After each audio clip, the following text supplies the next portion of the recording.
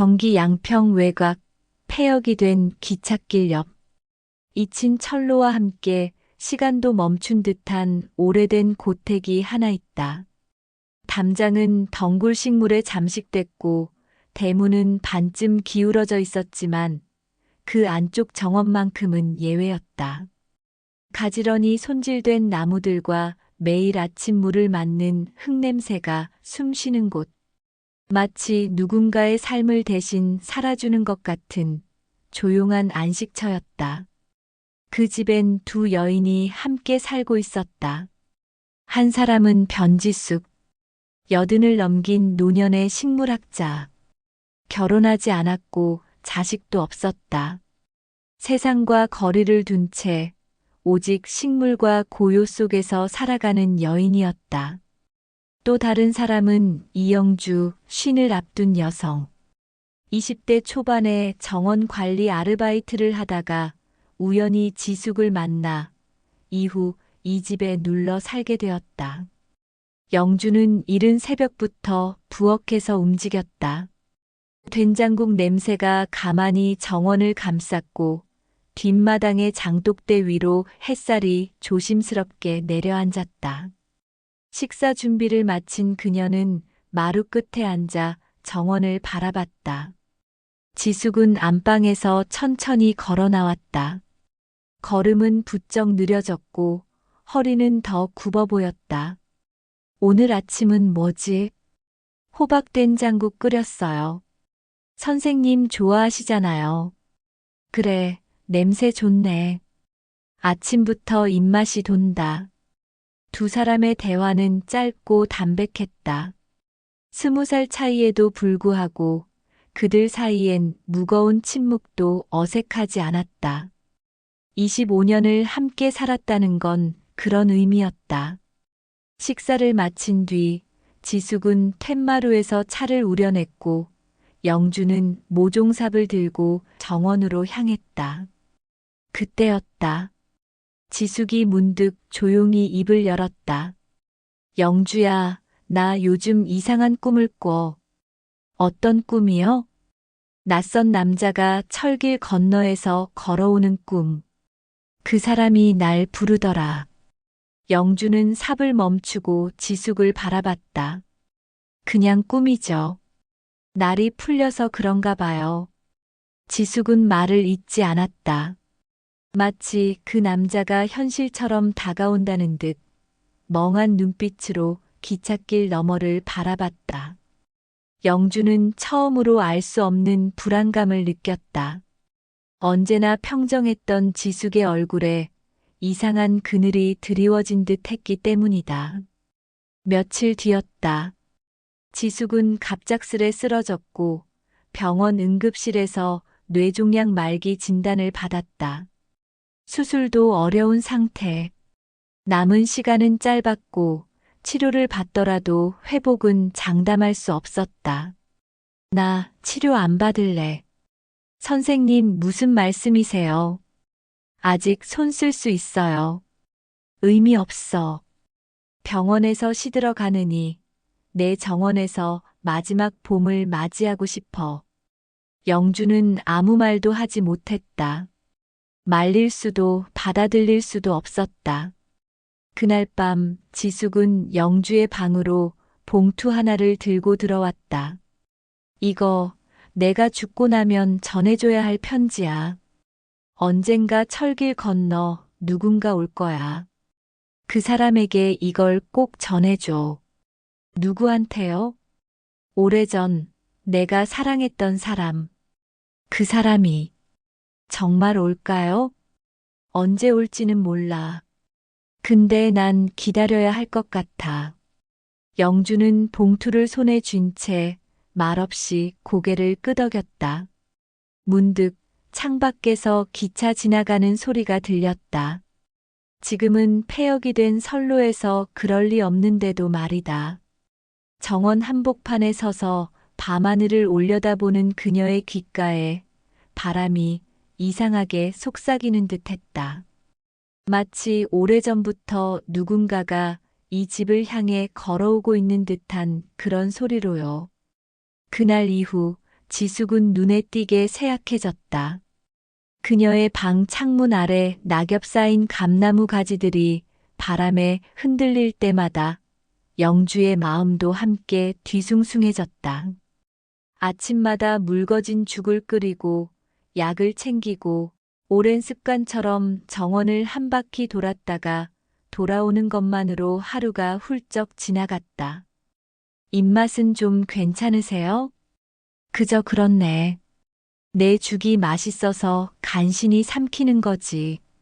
지숙은 겨우 웃었지만 기운은 전보다 훨씬 없어 보였다. 얼굴은 해가 갈수록 종이처럼 창백해졌고 눈동자엔 먼 안개가 낀 듯했다. 영주는 밤마다 잠들지 못했다. 그녀의 방 머리맡엔 여전히 지숙이 맡긴 봉투가 놓여 있었다. 그 사람이 오면 이걸 전해줘. 봉투 위에 적힌 그 한 줄의 문장은 밤마다 그녀의 가슴을 눌렀다. 지숙이 처음 병원에서 진단받았을 때 영주는 두 손을 모으고 간절히 기도했다. 하지만 지숙은 치료를 거부했고 평소처럼 식물들을 돌보며 하루를 보내는 걸 더 원했다.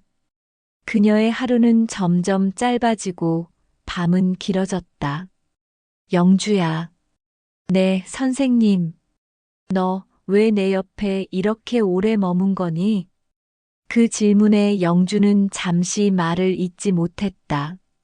지숙은 더 이상 눈을 마주보지 않고 천장을 바라보며 말을 이었다.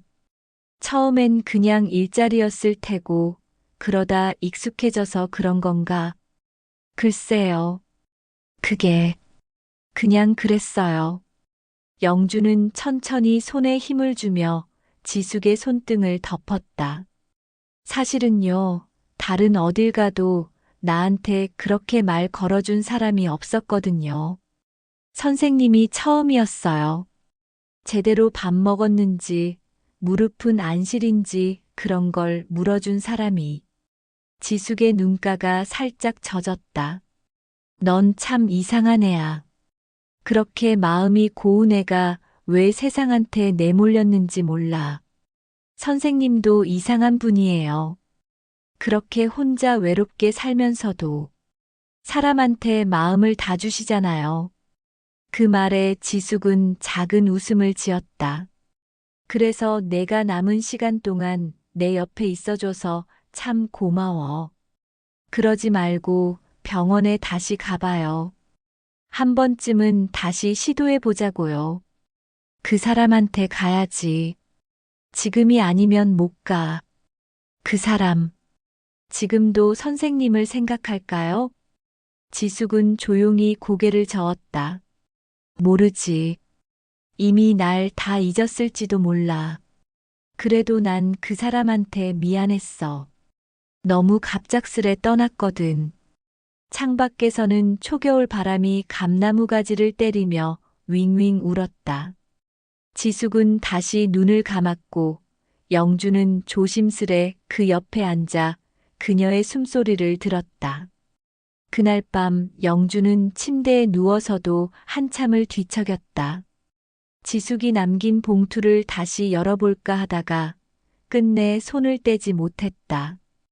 다음 날 아침, 기이하게도 기찻길 저편에서 누군가 걸어오는 듯한 착각이 들었다. 가슴 한편이 조여왔다. 정말 누군가 오고 있는 걸까? 초겨울의 기운이 본격적으로 뼛속을 파고들던 아침, 이영주는 평소처럼 마당을 쓸고 있었다. 정원엔 이미 단풍이 다 졌고 붓던 잎들은 바스락거리며 흙으로 돌아가고 있었다.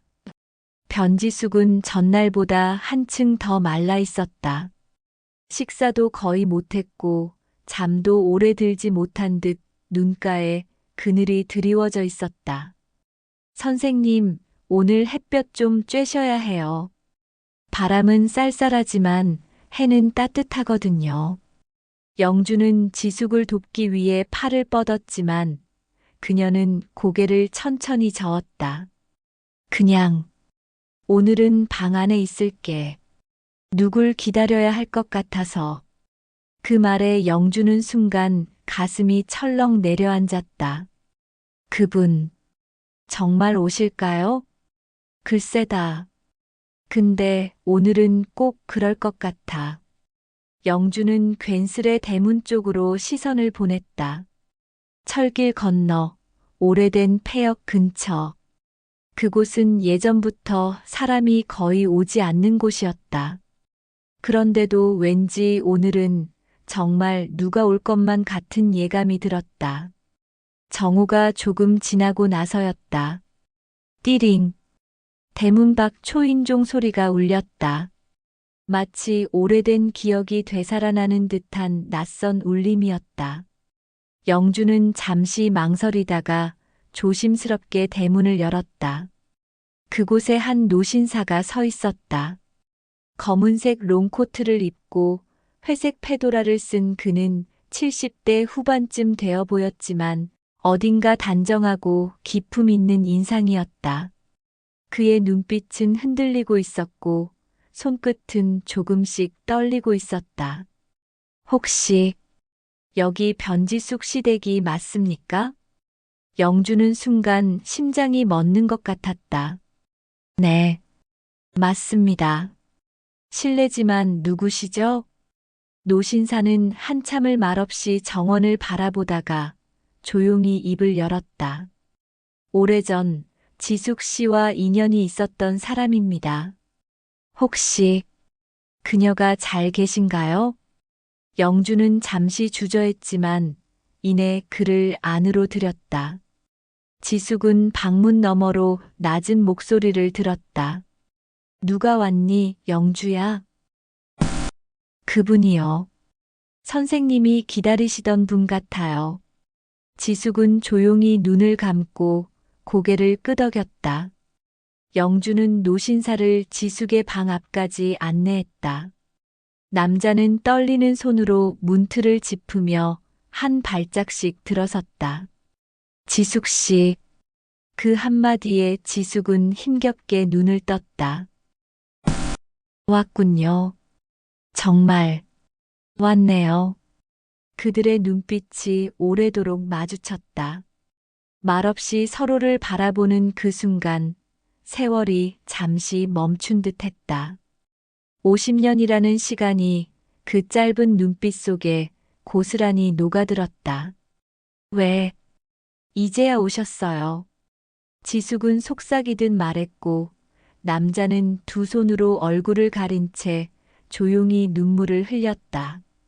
나는 내가 날 미워할 줄 알았어. 그래서 못 왔다.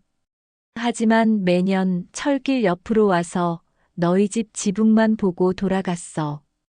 지숙은 고개를 가로저었다. 난 기다리고 있었어요. 처음부터 지금까지. 방 안엔 정적이 흘렀고 영주는 조용히 방문을 닫았다. 햇살이 방 안으로 흘러들어 두 사람의 어깨에 부드럽게 내려앉았다.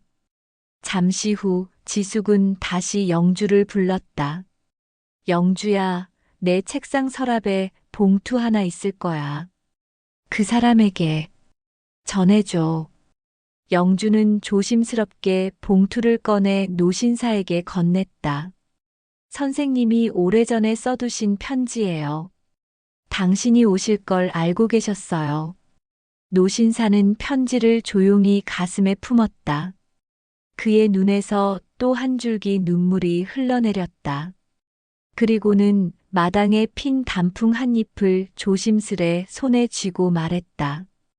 이 단풍은 지숙 씨가 유학 떠나기 전날 나한테도 건넸던 나뭇잎이에요. 그때랑 색이 똑같군요. 영주는 말없이 고개를 끄덕였다. 모든 것이 제자리를 찾아가고 있는 듯한 낙엽진 계절의 한복판이었다. 그날 밤 지숙은 노신사와 한방에서 오랜 시간을 보냈다. 서로 손을 맞잡고 그 누구도 방해할 수 없는 조용한 시간을 나눴다. 말보다 눈빛이 더 많은 걸 말해주었고 손끝에 닿는 체온이 다 말하지 못한 세월을 대신했다. 영주는 부엌에 조용히 앉아 있었다. 식탁 위에는 그녀가 정성껏 끓여낸 무청국이 놓여 있었지만 아무도 숟가락을 들지 않았다. 창밖엔 가느다란 겨울비가 내리고 있었고 빗소리는 마치 오래된 라디오에서 흘러나오는 옛 음악처럼 정겹고 슬펐다. 조금 후 노신사가 방에서 나왔다. 그의 눈가는 붉게 물들어 있었고 손끝은 여전히 떨리고 있었다. 혹시 이 집에서 지숙 씨의 글 같은 건 볼 수 있을까요? 영주는 잠시 망설였다. 그러다 조용히 고개를 끄덕였다. 네. 서랍 안에 오래된 공책들이 있어요. 일기장인지 그냥 메모장인지 모르겠지만 노신사는 영주의 안내를 받아 책상이 놓인 작은 방으로 향했다. 지숙이 평소 식물 일지를 적던 자리에 놓인 낡은 노트들이 하나둘 펼쳐졌다. 1973년 6월 5일. 오늘도 난 기다린다. 노신사는 중얼거리듯 읽기 시작했다. 그녀의 글은 마치 시간 속에서 봉인된 감정이었고 그 봉인을 조심스레 풀어내는 듯했다. 영주는 노신사의 등 뒤에 조용히 섰다. 지숙이 남긴 글들엔 한 남자를 그리워하는 문장들이 가득했다. 어쩌면 지금쯤 내 이름조차 기억 못하겠지. 그래도 나는 매년 이 계절이면 당신을 다시 생각해요. 그 사람의 마지막 인사는 곧 돌아올게였는데 그 곧이 이렇게도 길 줄은 몰랐네요. 노신사는 떨리는 손으로 책장을 넘기며 조용히 눈물을 삼켰다. 제가 정말 몰랐습니다. 그녀가 이렇게까지 기다리고 있었는지. 선생님은 단 한 번도 이 얘기를 제게 하지 않으셨어요. 그저 옛사람이 온다는 말만 남기셨죠. 그럴 만도 하죠. 제가 떠나면서 너무 큰 상처를 주고 갔으니까요. 노신사는 창가로 발걸음을 옮겼다. 밖은 어느새 어두워졌고 빗줄기는 점점 굵어지고 있었다. 그땐 제 아버지가 갑자기 쓰러지셔서 유학도 접고 귀국도 못했습니다. 편지를 보냈지만 지숙 씨가 받은 건 몇 통뿐이었을 겁니다. 편지가 끊기고 난 뒤 선생님은 방 안에 틀어박혀 며칠을 아무것도 안 드시더라고요. 그때 전 그냥 누가 배신했구나 생각했었죠. 노신사는 한참을 침묵하다 주머니에서 한 통의 봉투를 꺼냈다. 이건 제가 마지막으로 보낸 편지예요. 돌고 돌아 결국 전달되지 못했겠지만 이제라도 보여주고 싶어서요. 영주는 봉투를 조심스럽게 받아 펼쳐보았다. 묵직한 글씨가 흐릿하게 번져 있었고 마지막 문장은 이렇게 쓰여 있었다. 화단에 피던 자주색 꽃, 그 향기만큼 선명했던 당신을 나는 잊지 못합니다. 시간이 흐르더라도 그대는 나의 봄입니다. 영주는 편지를 접으며 조용히 말했다. 선생님께서 이 글을 읽으셨다면 틀림없이 울었을 거예요. 그리고 기뻤겠죠. 버려지지 않았다는 걸 알았으니까요. 그날 밤 영주는 작은 방에서 지숙의 일기장을 꺼내 처음부터 다시 읽었다. 그 속에는 연애소설보다 더 애틋하고 절절한 문장들이 있었고 지금껏 그녀가 왜 결혼을 하지 않았는지도 왜 정원을 떠나지 않았는지도 이해할 수 있었다. 지숙은 그 정원에서 누군가를 기다리고 있었던 것이다. 계절이 몇 번 바뀌든 기차가 멈춰 서지 않든 철길 넘어 그 사람을 끝내 잊지 못한 채 다음 날 이영주는 정원 한복판에 쪼그려 앉아 있었다. 어젯밤 내린 겨울비로 땅은 촉촉했고 지숙이 심어둔 튤립 구근들이 머리를 내밀 채비를 하고 있었다. 그 옆엔 노신사가 작은 호미를 들고 조심스럽게 흙을 고르고 있었다. 말이 없었다. 서로 묻지도 설명하지도 않았지만 마치 오래전부터 함께 정원을 갖고 온 사람들처럼 호흡은 자연스러웠다. 지숙은 그날 하루 내내 누워 있었다. 거친 숨이 모골대를 따라 들락거렸고 말수를 줄인 채 눈을 감고 있었다. 그러다 오후 무렵 노신사의 손을 더듬듯 잡았다. 성우 씨, 내 마지막 부탁이 있어요. 말해줘요. 뭐든지. 내가 이 정원에 잠들면 철길 옆 감나무 아래에 표지석 하나만 세워줘요. 내 이름도 말고 꽃 하나 그려진 조그만 걸로. 왜 이름은 빼고요? 누가 와도, 누가 지나다 봐도 그냥 꽃핀 자리였구나. 그렇게만 생각했으면 좋겠어요. 내가 기다렸던 사람이 내 곁에 잠들었다는 건 우리 둘만 알면 되니까. 노신사는 눈을 감고 고개를 끄덕였다. 알겠어요. 내가 지켜줄게요. 지숙은 그날 밤 마지막 식사로 영주가 끓인 미역국을 한 숟갈 삼켰다. 이 국, 너 어릴 때 할머니가 해주던 그 맛 같구나. 제가 해본 것 중 제일 잘 된 거예요. 영주는 눈물을 들키지 않기 위해 허리를 굽히며 말했다. 그날 밤 창문 밖엔 별이 무수히 떠 있었다.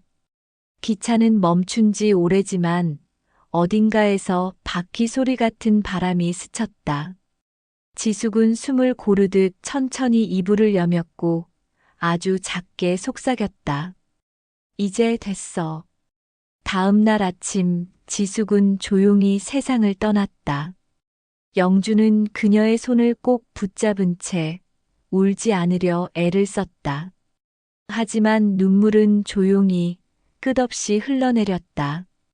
노신사는 미리 준비해둔 연한 크림색 수의를 꺼내와 조심스레 그녀의 몸을 닦고 입혔다. 너무 예쁘네요. 꼭 예전 그대로네요. 그의 목소리는 떨렸고 그의 손끝엔 지독한 슬픔이 맴돌았다. 며칠 뒤 작은 가족장처럼 조용히 치른 장례식. 영주는 감나무 아래 지숙이 부탁한 그대로 꽃무늬가 새겨진 표지석 하나를 세웠다. 노신사는 그 옆에 무릎을 꿇고 앉아 말했다. 지숙아, 이번 생에서 너무 늦게 와서 미안하다. 다음 생엔 조금만 더 일찍 만나자. 그리고 그땐 아무것도 미루지 말고 너랑 살아볼게.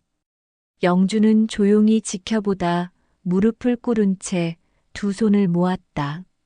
선생님, 긴 기다림, 고생 많으셨어요. 이제 편히 쉬세요. 이 정원은 제가 계속 지킬게요. 그날 저녁 정원에 눈이 내렸다. 지숙이 사랑하던 화단 위에 그녀가 가장 아끼던 튤립 구근 위에 조용히 쌓이는 첫눈. 마치 그녀의 이불처럼 포근하고 조용하게. 장례가 끝난 뒤 정원은 묘하게 고요해졌다. 이영주는 아침마다 정원을 돌아다니며 말도 없이 나무가지를 만지거나 땅을 고르곤 했다. 마당 끝 감나무 아래엔 변지숙이 원하던 대로 작은 꽃무늬 표지석이 조심스레 놓여 있었다. 이곳은 꽃이 피던 자리입니다. 간단한 문장. 그게 전부였다. 그러나 그 아래 잠든 이의 이야기는 결코 짧지 않았다. 노신사는 장례 이튿날 지숙의 일기장을 하나하나 정갈하게 봉인한 뒤 영주에게 건넸다. 이건 당신이 간직해줘요. 나보다 더 오랫동안 곁을 지켜줬으니. 되려 선생님께서 갖고 계셔야 하는 거 아닌가요? 난 이제 놓아야죠. 이 집은 당신 것이고 정원도 당신이 지켜야 하니까. 노신사는 오래 머물지 않았다. 짐이라곤 작은 가방 하나였고 이틀 정도 더 정원 일을 도와주더니 어느 날 아침 조용히 떠났다. 다음 계절에 다시 들를 수 있을까요? 언제든지요.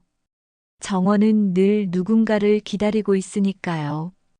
그가 떠난 뒤 영주는 처음으로 혼자가 되었다는 감정을 또렷하게 느꼈다. 25년 넘게 지숙과 함께 살아왔고 짧게나마 노신사와도 가족 같은 시간들을 보냈다. 그 시간들이 모두 흘러가고 자신만 남았다는 사실이 막막하게 다가왔다. 그날 밤 영주는 지숙이 쓰던 방에 조용히 들어갔다. 책상에 놓인 연필깎이와 다 쓴 수첩들, 마른 식물 잎이 끼워진 책갈피. 그 어떤 것도 버릴 수 없었다. 그녀는 책상에 앉아 새 수첩을 펼쳤다. 그리고 첫 줄을 적기 시작했다. 2025년 3월 12일. 오늘부터는 내가 여기에 쓴다. 선생님이 사랑하던 정원을 내가 계속 지켜나가겠다는 다짐으로. 그녀의 손글씨는 다소 서툴렀지만 진심만큼은 또렷했다.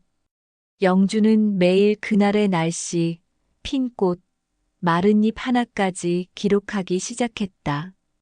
그녀의 하루는 그렇게 다시 시작되고 있었다.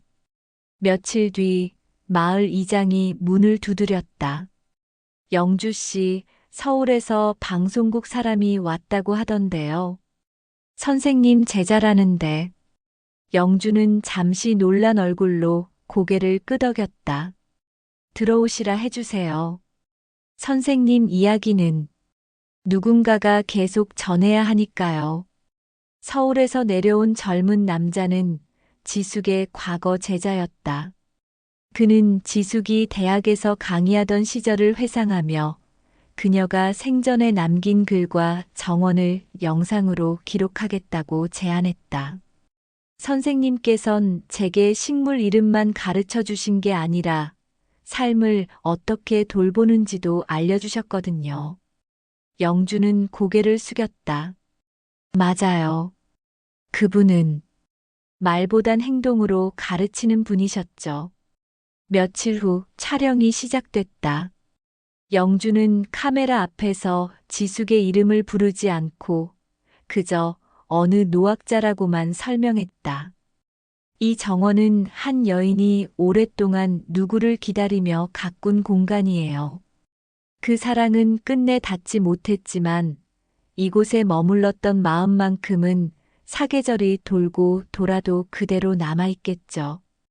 카메라가 돌아가는 순간 그녀의 뒤편에 감나무가 흔들렸다. 그리고 그 아래 표지석에 조용히 햇살이 내려앉았다. 노신사는 돌아갔지만 편지는 남았다. 이영주가 정원을 정리하던 날 감나무 옆 돌담 틈에서 발견된 작은 나무 상자. 그 안에는 오래된 편지 한 묶음과 낡은 사진 한 장이 들어 있었다. 사진 속엔 젊은 시절의 지숙과 그 옆에 눈웃음 짓는 한 청년이 있었다. 이름 없는 흑백의 기록. 그러나 그들의 눈빛은 모든 걸 설명하고 있었다. 영주는 편지 봉투에 적힌 수신인을 보고 가만히 숨을 멈췄다. 정성우님께. 그는 지숙이 생전 마지막으로 붙잡고 있던 그 이름이었다. 영주는 편지를 고이 접어 다시 상자에 넣었다. 그리고 바로 그날 오후 전화가 울렸다. 익숙한 음성이 수화기 너머로 들려왔다. 이영주 씨, 나 성우입니다. 선생님 잘 도착하셨어요? 네. 근데 이상하게 마음이 자꾸 다시 그 집으로 향하네요. 사실은요, 오늘 선생님 이름이 적힌 봉투를 하나 발견했어요. 지숙 선생님이 감나무 옆에 숨겨두신 것 같아요. 전화 너머로 한참 침묵이 흘렀다. 그 사람 참, 그렇게까지 했구나. 며칠 뒤 성우는 다시 정원에 나타났다. 그는 지숙의 사진 앞에 조용히 앉아 상자를 열었다. 편지를 꺼내 한 장씩 읽었다. 그의 손은 떨렸고 눈동자는 오래 봉인된 기억을 마주하는 듯 깊이 젖어들었다. 이 편지는 그때 우리 이별 직후 그녀가 쓴 거예요. 영주는 조용히 옆에 앉아 그의 말을 들었다. 내가 귀국하지 못하던 시절 그녀는 매년 이맘때마다 편지를 썼더군요. 보내지는 않았지만 남겨놓았어요. 마치 언젠가 내가 다시 올 걸 알았다는 듯이. 그는 사진을 집어들며 미소 지었다. 이 사진 내가 준 겁니다. 졸업사진 찍던 날 장난 삼아 찍어준 건데 그녀가 이렇게 간직하고 있었을 줄이야. 영주는 감히 말을 보탤 수 없었다. 사람의 마음이란 게 얼마나 깊어질 수 있는지 그날 처음 알게 됐기 때문이었다. 그날 저녁 성우는 자신이 들고 온 서류 하나를 꺼냈다. 이건 내 유언장입니다. 유언장이요? 내 아들에게도 이미 말했습니다. 내가 죽으면 지숙 씨 옆에 나를 묻어달라고. 영주는 놀란 눈으로 그를 바라보았다. 그걸 가족분들이 허락하셨어요? 이제는요. 내 아내는 오래전에 떠났고 아들은 아버지의 마음을 이해해주는 사람이었습니다. 처음엔 반대했지만 지숙 씨의 일기를 다 읽고는 더 이상 말리지 않겠다고 하더군요. 그는 조용히 미소 지었다. 내가 평생 후회하며 살았던 선택을 죽어서라도 바로잡고 싶었어요. 내가 그녀 곁에 눕는다고 해서 지난 세월이 돌아오는 건 아니지만 그래도 함께 꿈꾸던 그 정원에서 잠드는 것, 그게 나의 마지막 위로입니다. 영주는 감정이 북받쳐 말을 잇지 못했다. 한 여인을 기다린 남자, 한 남자를 기다린 여자.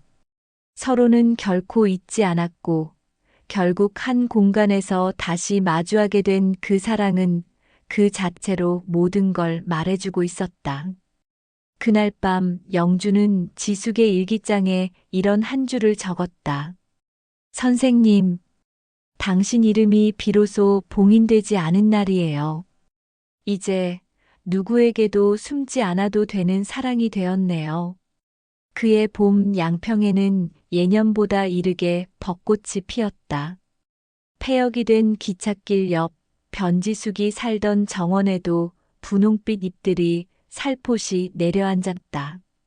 이영주는 감나무 아래서 한참을 서 있었다.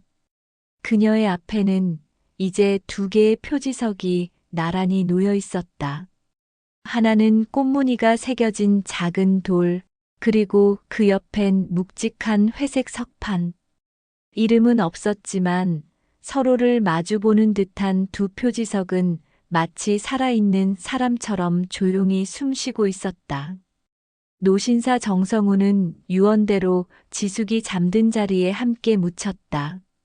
서울에서 조용히 장례를 치른 그의 아들은 영주에게 마지막으로 찾아와 고개를 숙였다. 저희 아버지께서 생애 마지막을 이렇게 정리하게 된 건 아마도 이 집과 이 정원 덕분입니다. 저는 이제야 우리 아버지를 조금 이해하게 된 것 같아요. 영주는 그의 말에 조용히 고개를 끄덕였다. 두 분 다 오랜 세월을 돌아오신 거죠. 그래도 결국엔 같은 곳에 머무르셨으니 이제 편히 쉬실 거예요. 그날 이후 영주는 다시 정원으로 돌아왔다. 정성우가 생전에 남긴 메모와 씨앗 봉투를 하나씩 정리했고 지숙의 일기장 마지막 장에 조용히 덧붙였다. 당신들이 가꾼 정원, 제가 지켜갈게요. 계절은 여전히 흘러갔다.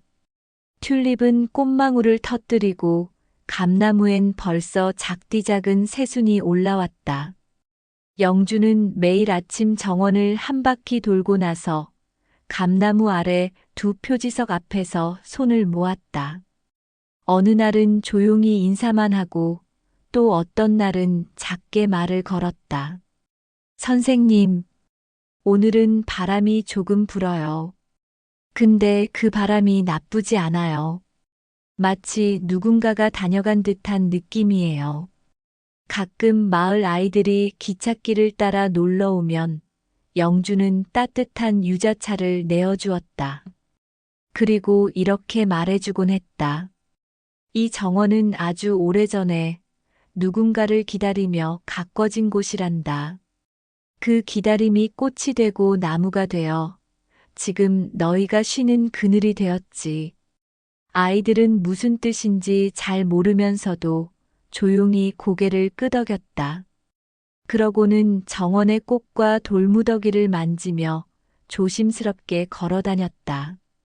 어느 날 영주는 낡은 라디오를 틀어놓고 오후 햇살 속에 잠시 눈을 붙였다. 그 순간 마당 끝에서 누군가 이름을 부르는 듯한 기척이 들렸다. 영주야. 그녀는 퍼뜩 눈을 떴다. 하지만 아무도 없었다. 대신 바람이 살며시 지나가며 감나무 잎사귀를 흔들고 있었다. 그리고 그 바람 사이로 아주 익숙한 목소리가 들린 것 같았다. 이제야 봄이 왔구나. 영주는 고개를 들어 하늘을 바라봤다. 연한 분홍빛 하늘 아래 철길 건너편에도 봄이 내려앉고 있었다. 그녀는 천천히 일어나 감나무 아래에 앉았다. 그리고 손바닥에 씨앗 하나를 올려놓았다. 지숙과 성우가 가꿨던 그 정원에 오늘도 새 생명이 피어나려 하고 있었다. 선생님, 그리고 선생님의 사람. 이제 여긴 두 분의 계절이에요. 그 말과 함께 바람이 정원 전체를 조용히 감싸 안았다. 꽃잎은 흩날리고 두 사람의 시간이 다시 피어나는 듯 했다. 이루지 못한 사랑이지만 마지막은 함께한 그들이 공감이 되신다면 구독과 좋아요 부탁드립니다.